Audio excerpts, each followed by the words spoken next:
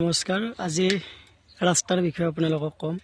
আমি আগতে যেতিয়া চিনেমাগিলাখন চাওঁ আছিলোঁ, বিশেষকৈ অসমীয়া চিনেমা, আৰু সেই অসমীয়া চিনেমাত বোৱাৰীজনৰ এটা নিগেটিভ কেৰেক্টাৰ থাকে, আৰু সেই নিগেটিভ কেৰেক্টাৰটোত আমাৰ গাঁৱৰ ৰাস্তাগিলাখন কেনেহেন সেইটো সুন্দৰকৈ বিৱৰণ কৰে।